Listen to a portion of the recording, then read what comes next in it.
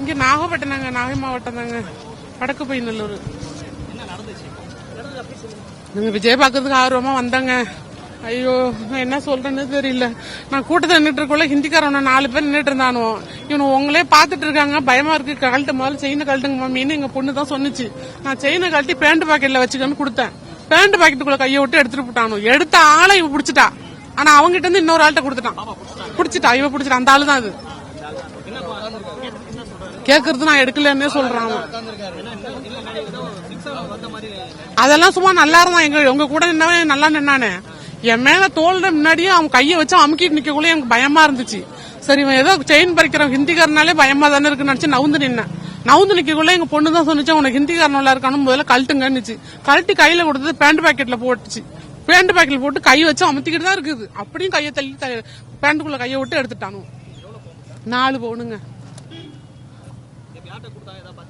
அந்த ஹிந்திக்காரன் 4 பேர் நின்னதுல இந்த ஆளு வாங்கினது இன்னொரு ஆளுகிட்ட கொடுத்தான். 4 பேர்ல 3 பேரை காணும். இந்த ஆள் மட்டும் பிடிச்சிட்டோம். நாங்க காவல்துறை சொன்னோம். அவங்க ஒண்ணுமே சரியா பாத்துக்கிட்டே வேடிக்கை பாக்குறாங்க. எல்லாரும் வேடிக்கை பாக்குற மாதிரியே பாக்குறாங்களே.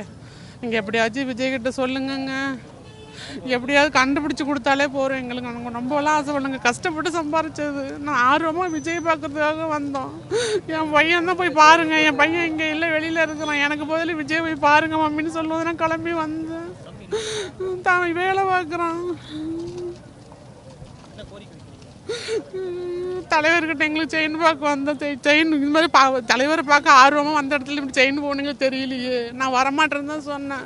என் பையனுக்காகவும் என் பையன் மேல ரொம்ப தீவிர ரசிகரா இருப்பான். எனக்காகவும் நீங்க போங்க மம்மின்னு சொன்னான். நாங்க என் பையனுக்காகவும் நான் போறேன்னு சொல்லி நான் வந்தேன். ஏன்னா வர வழியில சாலெல்லாம் வாங்கி போட்டு சந்தோஷமா வந்து இந்த விஜய் முகத்தை எப்படியாவது பார்க்கணும்னு சொல்லி வந்தேன். வந்த இடத்துல பாவி பயில இப்படி பிடுங்கிக்கிட்டானோலே. நான் என்ன பண்ணுவேன்? என் பொண்ணுக்காக கொஞ்சம் கொஞ்சமா சேர்த்து வச்சேங்க. பொண்ணுக்காக சேர்த்து வச்சேங்க. கல்யாணம் பண்ணி கொடுக்கலங்க. என்ன என் பொண்ணுக்காக சேர்த்து வச்சேங்க. படிச்சுக்கிட்டு இருக்குதுங்க. எம்எஸ்சி படிச்சுக்கிட்டு இருக்குது.